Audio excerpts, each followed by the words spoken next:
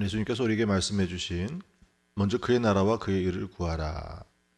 이것은 단순한 권면이 아니라 우리의 삶의 방향을 바꾸라라고 말씀하시는 주님의 명령입니다.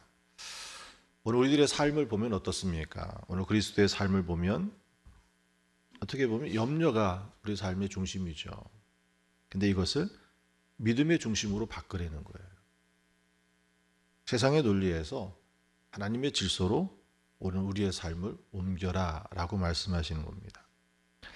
웨슬리 목사님도 이 본문의 말씀을 가지고 우리는 마치 영원히 이 땅에서 살 것처럼 살아갑니다.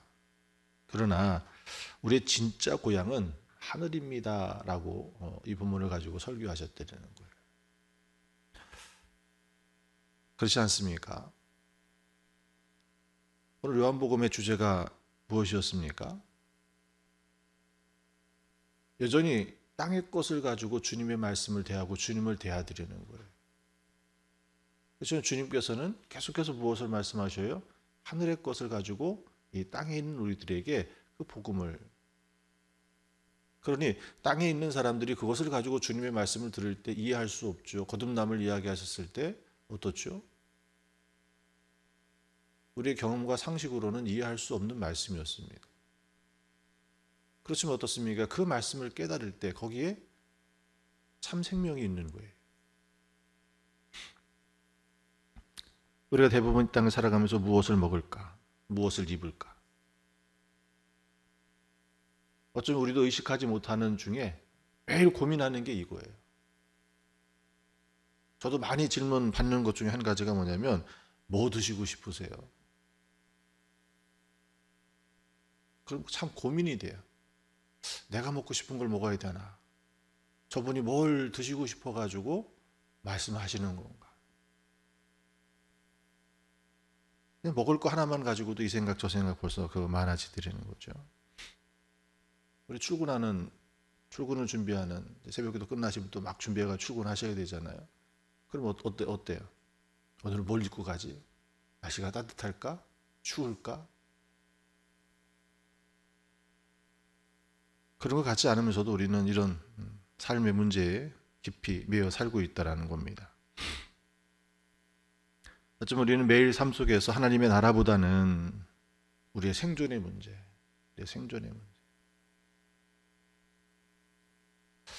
하나님께서 이스라엘 백성들을 애굽에서 구원해 내셨지만 그들은 여전히 하나님 앞에 왜 원망과 불평을 쏟아냈습니까? 하나님이 그들에게 광야에서 공급해 주시고 보호해 주심에도 불구하고 인도해 주심에도 불구하고 여전의 삶의 문제를 가지고 하나님을 불평하더라는 거예요. 하나님이 다시 한번 그들을 구원해 내셨죠. 바벨론에서 포로로 잡혀있던 그들을 다시 구원하셔서 돌아오게 하셨지만 그들이 어떻습니까? 그들의 안전을 위해서 겨우 예루살렘 성벽은 회복해 놓았지만 하나님의 성전을 다시 재건축하고 있는 데는 왜 중단이 됐어요? 그들의 삶의 문제였더라는 거예요. 오늘 주님께서는 우리에게 말씀하십니다. 염려의 사슬을 끊어버리고 하나님을 바라볼 때 그때 진정한 자유가 주님의 구원의 그 은총을 경험할 수 있다는 거예요. 그러면 하나님의 나라, 그의 의는 무엇인 일이라는 거예요.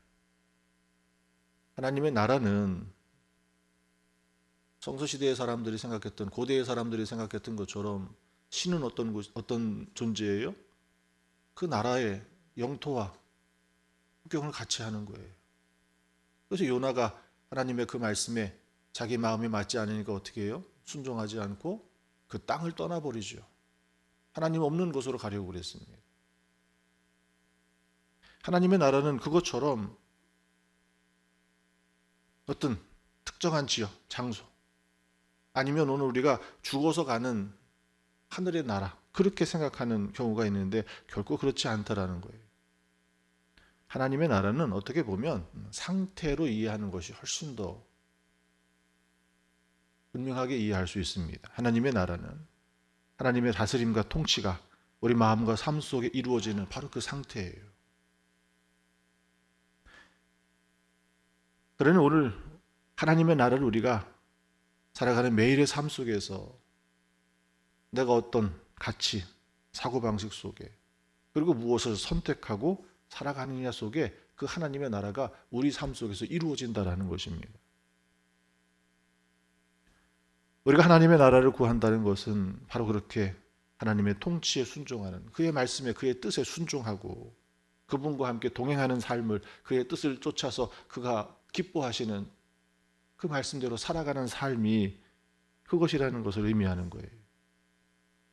하나님의 의가 단순히 법적인 개념이나 아니면 도덕적인 옳음만을 말하는 것이 아니라는 겁니다.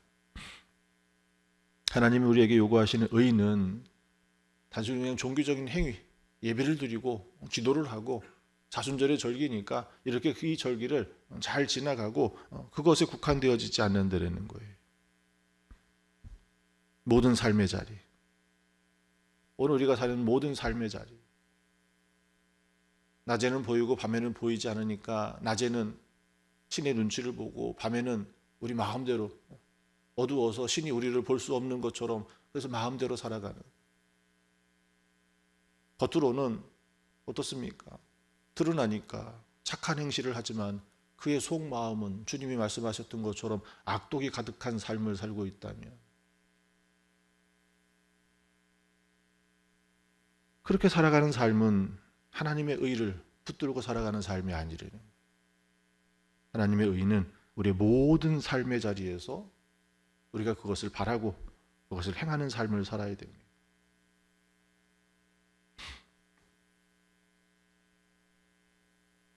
하나님과 이웃의 내 삶이, 내 전인격적인 삶이 드러나줘야 되는, 오늘 우리를 세상의 빛이다, 소금이다 말씀하시죠.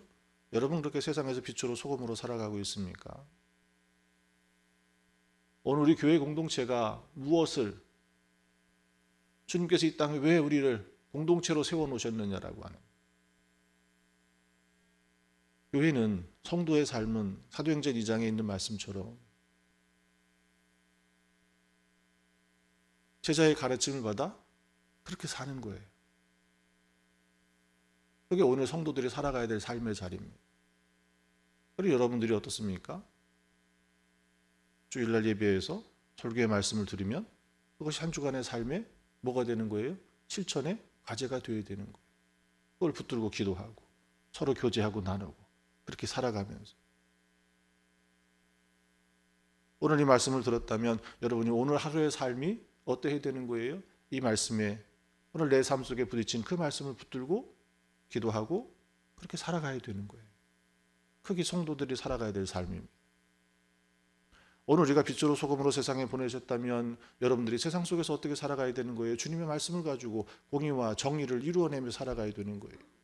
근데 도리어 우리도 그렇게 세상의 불법을 쫓아가며 세상의 가치를 가지고 살아간다면 어떻게 빛이라 할 수 있겠습니까? 그냥 촛대만 들고 서 있는 거예요. 불 붙여지지 않아. 소금은 있는데 그냥 종지에 담겨 있는 거예요. 종지에 담겨 있는 소금은 어떻습니까? 아무것도.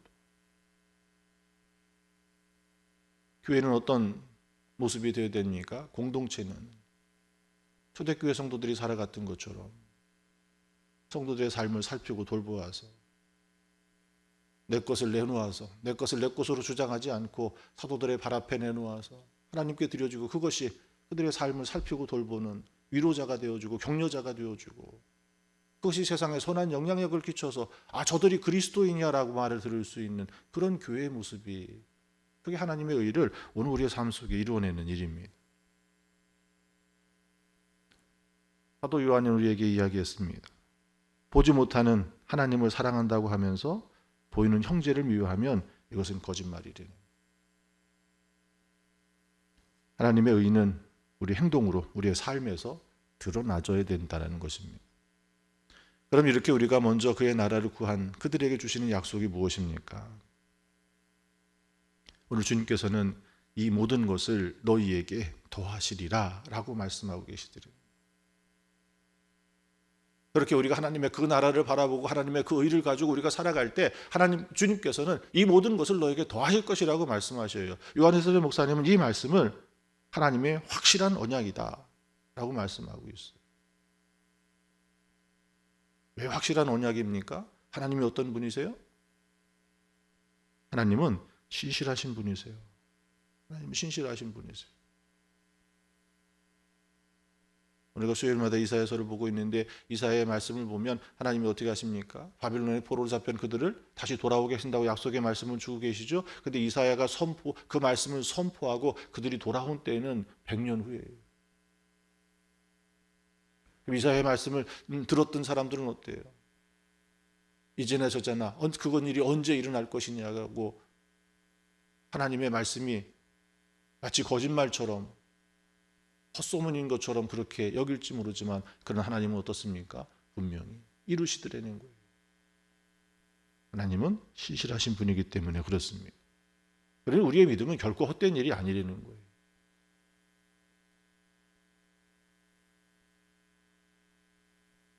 또 오늘 기억해야 될 것은 이 모든 것이라고 하는 거예요. 이 모든 것. 많은 것이 아니에요. 어떤 것이 아니에요. 하나님은 이 모든 것을 너에게 더하실 것이라고 약속의 말씀을 주고 계시다라는 겁니다. 근데 우리가 이 말씀에 착각하지 말아야 될 것은 뭐예요? 내가 원하는 그것을 무조건적으로, 즉각적으로 얻게 된다라고 하는 그런 뜻이 아니라는 거예요. 물론 이렇게 하실 때도 있습니다. 우리가 구할 때 즉시 우리가 구한 것보다도 더 풍성하게 구하지도 않았는데 먼저 주시는 그런 은혜도 있습니다. 그러나 그것이 전부가 아니라는 거예요. 그건 많이 아니라는 거예요. 하나님께서는 어떻습니까?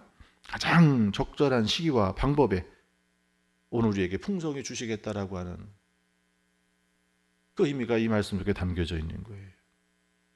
때로는 우리가 상상하지 못했던 그 길을 열어주십니다.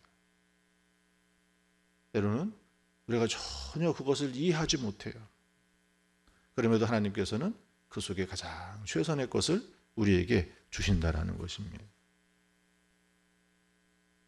그런데 오늘 우리 그리스도인들이 빠지기 쉬운 함정이 있습니다. 그것은 끊임없는 염려와 세상의 염려와 걱정이 너무 지나치게 커져가고 있다는 거예요. 먹고 사는 문제, 여전히 먹고 사는 문제, 미래에 대한 불안, 오늘 우리가 겪고 있는 여러 가지 갈등들, 수많은 문제들을 계속해서 짓눌러내고 있습니다. 그러나 주님께서는 우리에게 말씀하십니다. 모든 염려를 내려놓고 먼저 하나님을 신뢰하라는 거예요. 그런 염려 속에 빠져있는 우리를 향하여서 주님이 말씀하십니다. 수고하고 무거운 짐진 자들아 다 내게로 와라. 내가 너희를 쉬게 하리라. 도리어 주님께서는 어떻습니까? 오늘 우리 스스로가 걱정하며 스스로 그 무게에 짓눌려 있을 때 도리어 주님께서는 우리에게 무엇을 선포하셔요? 안식을 선포하시더라는 거예요. 오늘 우리는 이 말씀 또한 기억해야 될 줄 믿습니다. 두 주인을 겸하여 섬길 수 없다라는 거예요. 그러나 이 말씀이 세상적인 일을 그냥 내팽개쳐 버리고 오직 그냥 믿음으로만 살아라고 말씀하시는 것이 아니에요.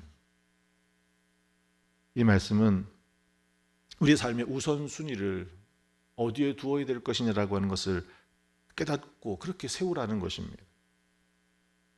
오늘 세상에서 필요한 일들을 정말 성실하게 충실하게 준비하고 살아가야 됩니다. 그러나 그 모든 과정이 어떻게 해야 되는 거예요? 하나님이 나의 주인 되심과 하나님이 나와 함께 하심을 믿고 그렇게 살아가는 삶이 바로 그것이 어떤 것이에요? 두 주인이 아닌 하나님을 섬기며 그의 나라를 구하며 그의 일을 행하는 삶을 살아가는 바로 그 자리라는 겁니다. 사순절은 덜어내는 시간입니다. 먹는 것, 마시는 것, 입는 것을 줄여내고 내 안에 주인이 누구인가를 다시 돌아보는 시간이 이 사순절의 절기예요. 그러나 오늘 우리가 이 사순절을 지나며 결단해야 됩니다. 하나님의 나라를 먼저 구하는 삶을 살겠습니다라는 결단이 우리에게 있어야 돼요. 이웃을 섬기고 하나님의 뜻을 따르는 삶을 내가 실천하겠습니다라는 결단이 오늘 우리에게 있어야 됩니다. 세상의 염려를 주님께 맡기고 믿음으로 오늘 하루의 삶을 살아내겠다라고 하는 결단이 우리에게 있어야 되는 것이 이 사순절의 절기랍니다. 여러분이 이 한날 이 새벽에 기도하고 하루의 삶을 살아갈 때 이런 결단 속에 하나님의 그 나라를 바라보고 하나님의 그 일을 이루는 그런 삶을 사시기를 축원합니다.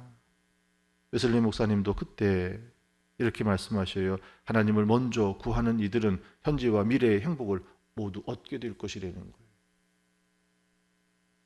우리는 하나님을 신뢰하고 우리의 모든 염려를 내려놓아야 합니다. 하나님께서 우리의 삶을 돌보시며 우리가 그분의 나라를 위해 일할 때 필요한 모든 것을 공급하실 거라고 하는 그 하나님을 신뢰하는 믿음 가운데 사시기를 축원합니다. 우리가 함께 이렇게 기도했으면 좋겠습니다. 주님, 제가 하나님의 나라와 의를 먼저 구하며 살아가게 하소서. 세상의 염려를 내려놓고 주님의 뜻을 따라 사랑과 정의를 실천하며 하나님의 나라를 전하는 삶을 살게 하소서.